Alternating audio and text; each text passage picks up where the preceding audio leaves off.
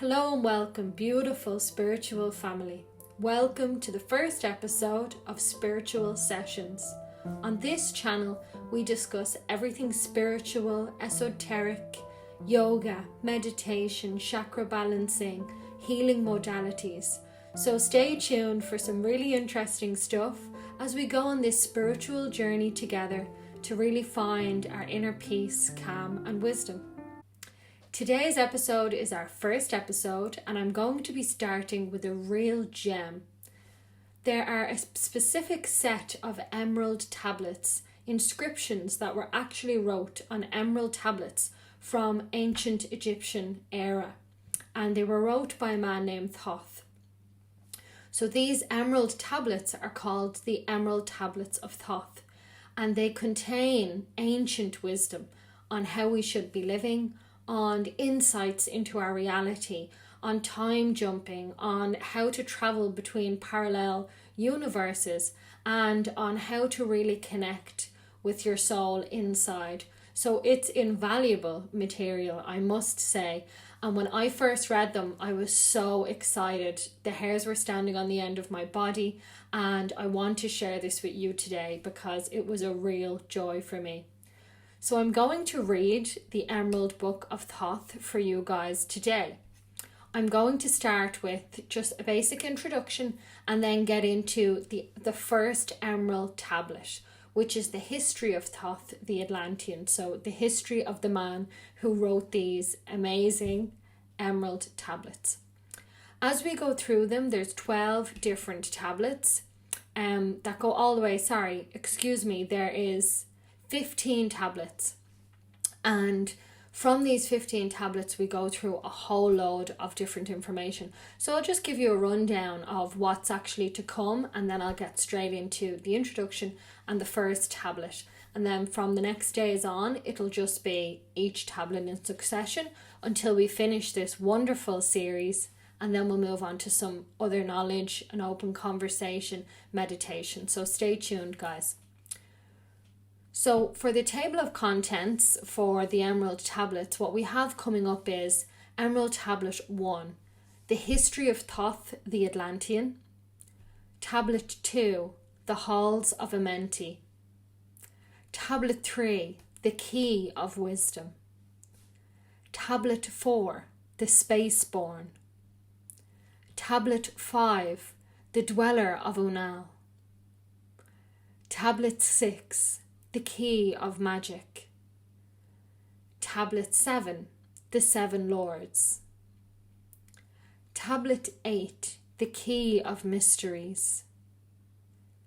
Tablet 9, the Key of Freedom of Space. Tablet 10, the Key of Time. Tablet 11, the Key to Above and Below. Tablet 12, the Law of Cause and Effect and the Key of Prophecy. Tablet 13, the Keys of Life and Death. Tablet 14, Supplementary. And Tablet 15, the Secret of Secrets.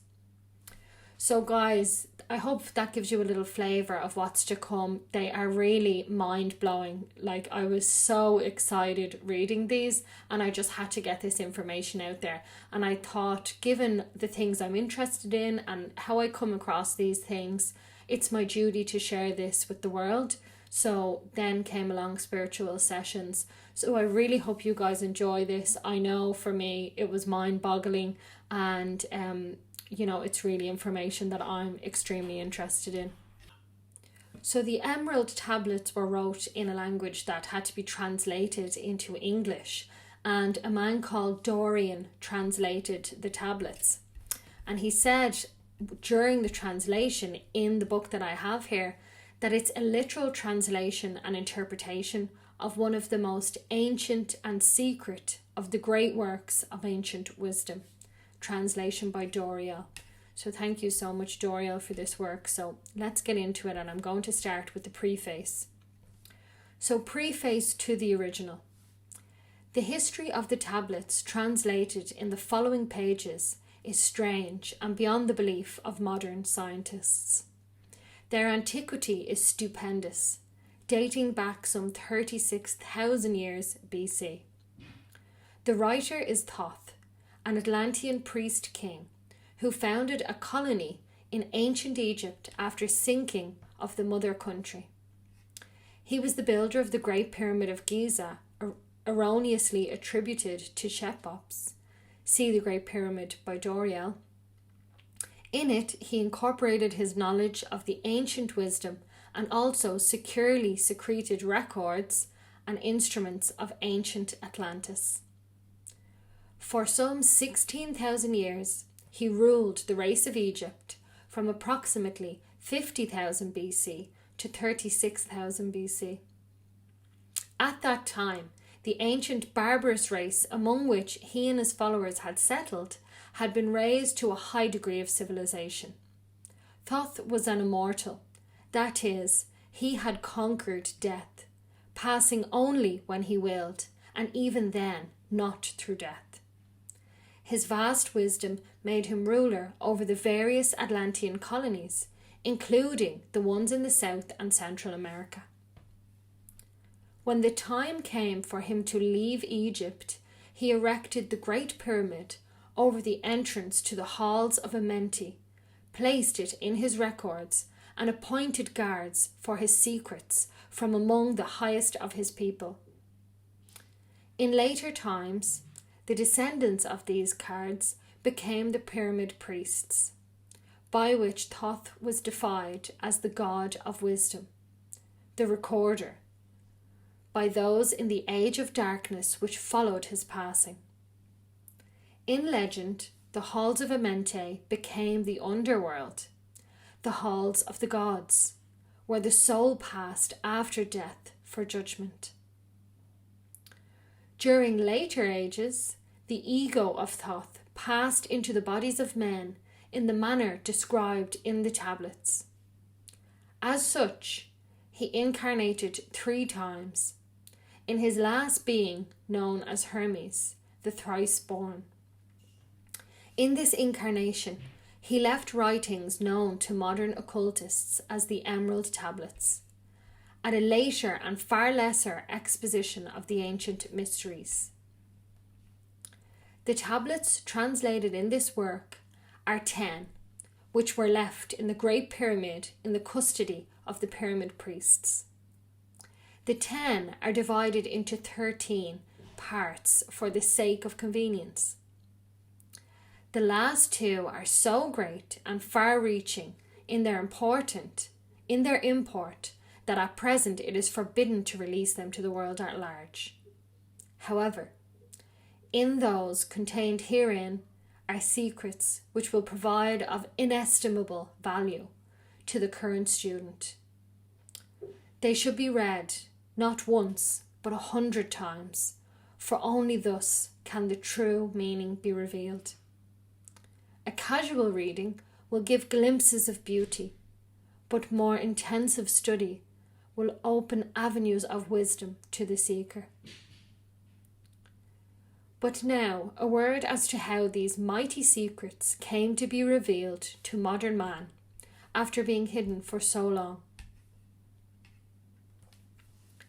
Some 1300 years BC, Egypt, the ancient Khem, was in turmoil, and many delegations of priests were sent to other parts of the world. Among these were some of the pyramid priests, who carried with them the emerald tablets as a talisman by which they could exercise authority over the less advanced priestcraft of races descended from other Atlantean colonies. The tablets were understood from legend to give the bearer authority from Thoth. The particular group of priests bearing the tablets immigrated to South America, where they found a flourishing race, the Mayas, who remembered much of the ancient wisdom. Among these, the priests settled and remained.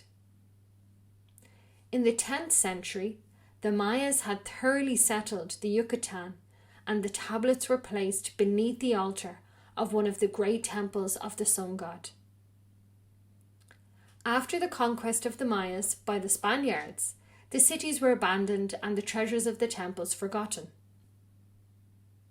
It should be understood that the Great Pyramid of Egypt has been and still is a temple of initiation into the mysteries. Jesus, Solomon, Apollonius, and others were initiated there.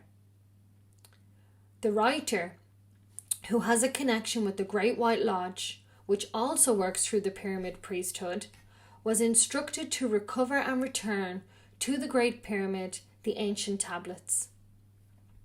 This, after adventures which need not be detailed here, was accomplished. Before returning them, he was given permission to translate and retain a copy of the wisdom engraved on the tablets. This was done in 1925, and only now has permission been given for part of it to be published. It is expected that many will scoff. Yet, the true student will read between the lines and gain wisdom. If the light is in you, the light which is engraved in these tablets will respond. Now, a word as to the material aspects of the tablet. They consist of 12 tablets of emerald green, formulated from a substance created through alchemical transmutation. They are imperishable, resistant to all elements and substances. In effect, the atomic and cellular structure is fixed, so no change ever taking place. In this respect, they violate the material law of ionization. Upon them are engraved characters in the ancient Atlantean language, characters which respond to attuned thought waves, releasing the associated mental vibration in the mind of the reader. The tablets are fastened together with hoops of golden-coloured alloy suspended from a rod of the same material. So much for the material appearance.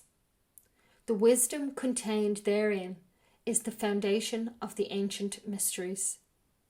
And for the one who reads with an open eyes and mind, the wisdom shall be increased 100-fold. Read, believe or not, but read, and the vibration found therein will awaken a response in your soul. In cosmic harmony, Doriel, supreme voice of the brotherhood. So, absolutely wonderful, guys. That's just the preface. So we will move on to the introduction. And this is a short introduction and an interpretation, again by Dorian, the same man who did the English translation for these. So I just hope that gets your taste buds a little tantalised. But really, it doesn't match what's actually going to be in these as we continue to read. So let's go. I'm really excited, and I hope you're starting to get a bit of a glimpse as well. Introduction to the original, an interpretation of the Emerald Tablets. In the following pages, I will reveal some of the mysteries, which as of yet have only been touched upon lightly, either by myself or other teachers or students of truth. Man's search for understanding of the laws which regulate his life has been unending, yet always just beyond the veil which shields the higher planes from material man's vision, the truth has existed, ready to be assimilated by those who enlarge their vision by turning inward, not outward, in their search. In the silence of material senses lies the key to the unveiling of wisdom. He who talks does not know. He who knows does not talk.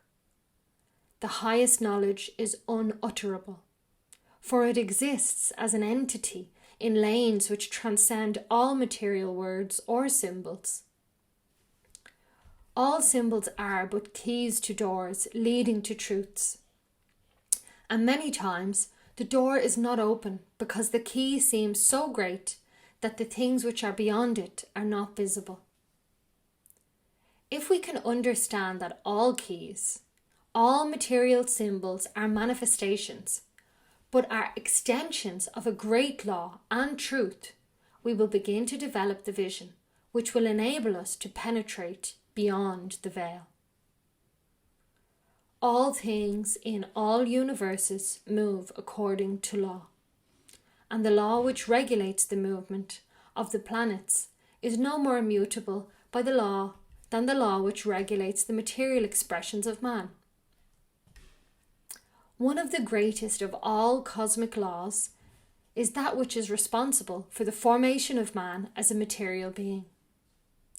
The great aim of the mystery schools of all ages has been to reveal the workings of the law which connect man, the material, and man, the spiritual. The connecting link between the material man and the spiritual man is the intellectual man, for the mind partakes of both the material and the immaterial qualities. The aspirant for higher knowledge must develop the intellectual side of his nature, and so strengthen his will, that he is able to concentrate all powers of his being on and in the plane he desires. The great search for light, life, and love only begins on the material plane. Carried to its ultimate, its final goal, its complete oneness with the universal consciousness. The foundation in the material is the first step. Then comes the higher goal of spiritual attainment. In the following pages, I will give an interpretation of the emerald tablets and their secret, hidden and esoteric meanings. Concealed in the words of Thoth are many meanings that do not appear on the surface. Light of knowledge brought to bear upon the tablets will open many new fields for thought. Read and be wise, but only if the light of your own consciousness awakens the deep-seated understanding, which is an inherent quality of the soul. In the threefold light, Doriel. So brilliant, guys. That's the introduction, and now we're going to get into the first tablet. Emerald Tablet 1. The History of Thoth the Atlantean. I, Thoth the Atlantean, Master of Mysteries, Keeper of Records, Mighty King, Magician, living from generation to generation, being about to pass into the Halls of Amenti, set down for the guidance of those that are to come after. These records of the mighty wisdom of great Atlantis. In the great city of Keor, on the island of Unal, in a time far past, I began this incarnation. Not as the little men of the present age did. The mighty ones of Atlantis live and die, but rather, from eon to eon, did they renew their life in the halls of Amenti, where the river of life flows eternally onward. 100 times 10 have I descended the dark way that led into light, and as many times I have ascended from the darkness into the light, my strength and power renewed. Now for a time I descend, and the men of Khem shall know me no more, but in a time yet unborn I will rise again, mighty and potent, requiring an account of those left behind me. Then beware, O men of Khem, if ye have falsely betrayed my teaching, for I shall cast ye down from your high estate into the darkness of caves, from whence ye came. Betray not my secrets to the men of the north or the men of the south, lest my curse fall upon ye. Remember and heed my words, for surely I will return again and require of thee that which ye guard. Aye, even from beyond time and from beyond death, I will return, rewarding or punishing as ye have requited your trust. Great were my people in the ancient days, great beyond the conception of the little people now around me. Knowing the wisdom of old, seeking far within the heart of infinity, knowledge that belonged to earth's youth. Wise were we with the wisdom of the children of light who dwelt among us. Strong were we with the power drawn from the eternal fire. And all of these, greatest among the children of men, was my Father, thought to me, keeper of the great temple. Link between the children of light who dwelt within the temple and the races of man who inhabited the 10 islands. Mouthpiece, after the 3, the Dweller of Unal, speaking to the kings with a voice that must be obeyed. Grew I there from a child into manhood, being taught by my Father the elder mysteries, until in a time there grew within the fire of wisdom, until it burst into a consuming flame. Not desired I, but the attainment of wisdom. Until on a great day the command came from the dweller of the temple that I be brought before him. Few there were among the children of men who had looked upon that mighty face and lived. For not as the sons of men are the children of light when they are not incarnate in a physical body. Chosen was I from the sons of men, taught by the dweller, so that his purposes might be fulfilled. Purposes yet unborn in the womb of time. Long ages I dwelt in the temple, learning ever and yet ever more wisdom, until I too approached the light emitted from the great fire. Taught me he the path to Amenti, the underworld, where the great king sits upon his throne of might. Deep I bowed in homage before the lords of life and the lords of death, receiving as my gift the key of life. Free was I of the halls of Amenti, bound not by death to the circle of life. Far to the stars I journeyed, until space and time became naught.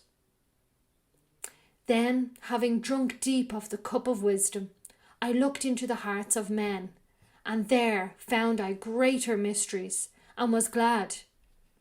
For only in the search of truth could my soul be stilled and the flame within be quenched.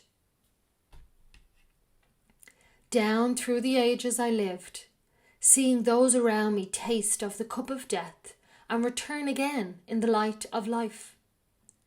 Gradually, from the kingdoms of Atlantis passed waves of consciousness that had been one with me, only to be replaced by spawn of a lower star.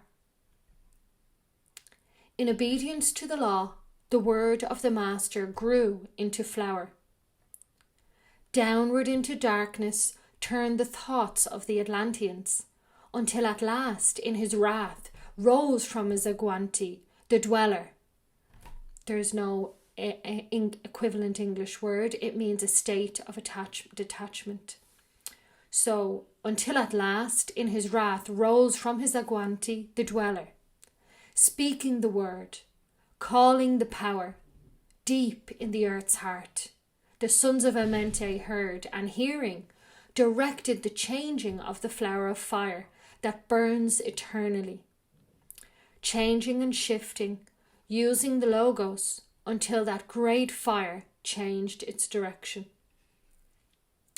Over the world then broke the great waters, drowning and sinking, changing earth's balance until only the Temple of Light was left, standing on the great mountain of Undal, still rising out of the water. some there who were living, saved from the rush of the fountains. Called to me then the Master, saying, Gather ye together my people. Take them by the arts ye have learned of far across the waters, until you reach the land of the hairy barbarians, dwelling in the caves of the desert. Follow there the plan that ye know of. Gathered I then my men, and entered the great ship of the Master. Upward we rose into the morning. Dark beneath us lay the temple.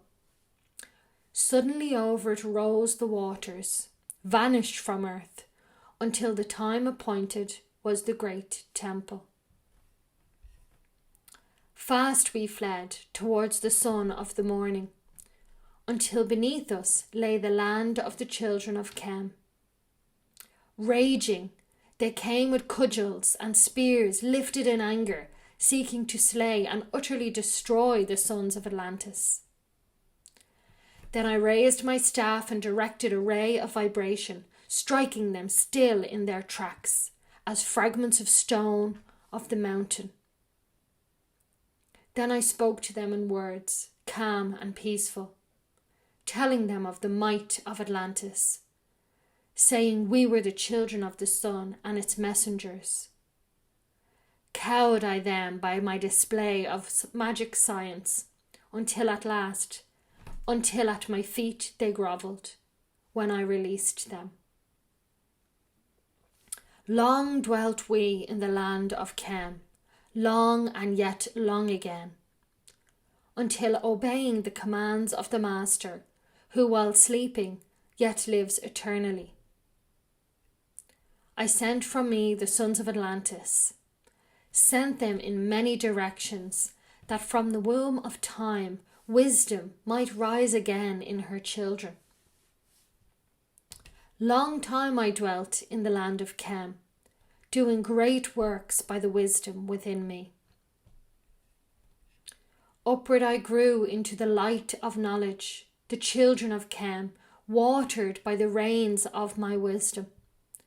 Blasted I then a path to Amenti, so that I might retain my powers, living from age to age a son of Atlantis, keeping the wisdom, preserving the records.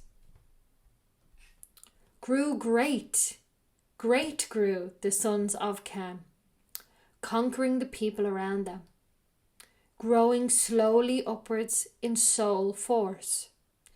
Now for a time I go from among them into the dark halls of Amenti, deep in the halls of the earth, before the lords of the powers, face to face once again with the Dweller. Raised I high over the entrance, a doorway, a gateway, leading down to Amenti. Few there would be with courage to dare it. Few past the portal to dark Amenti. Raised over the passage, I, a mighty pyramid, using the power that overcomes earth force, gravity. Deep and yet deeper, placed I a force house or chamber. From it carved I a circular passage, reaching almost to the great summit. There in the apex I set the crystal, sending the ray into the time-space, drawing the force from out of the ether, concentrating upon the gateway to Amenti. See the Great Pyramid by Doriel. Other chambers I built, and left vacant, to all seeming, yet hidden within them are the keys to Amenti. He who in courage would dare the dark realms, let him be purified first by long fasting. Lie in the sarcophagus of stone in my chamber, then to reveal I to him the great mysteries. Soon shall he follow to where I shall meet him. Even in the darkness of earth shall I meet him. I, Thoth, Lord of Wisdom, meet him and hold him and dwell with him always. Built I the great pyramid, patterned after the pyramid of earth force, burning eternally so that it too might remain through the ages. In it, I built my knowledge of magic science, so that it might be here when again I return from Amenti. Aye, while I sleep in the halls of Amenti, my soul roaming free will incarnate, dwell among men in this form or another, Hermes thrice born. Emissary on earth, I am the dweller. Emissary on earth, I am of the dweller, fulfilling his commands so that man might be lifted. Now return I to the halls of Amenti, leaving behind me some of my wisdom. Preserve ye and keep ye the command of the dweller. Lift ever upwards your eyes towards the light. Surely in time ye are one with the Master. Surely by right ye are one with the Master. Surely by right ye are one with the All. Now I depart from ye. Know my commandments. Keep them and be them, and I will be with you, helping and guiding you into the light. Now before me opens the portal. Go I down in the darkness of night.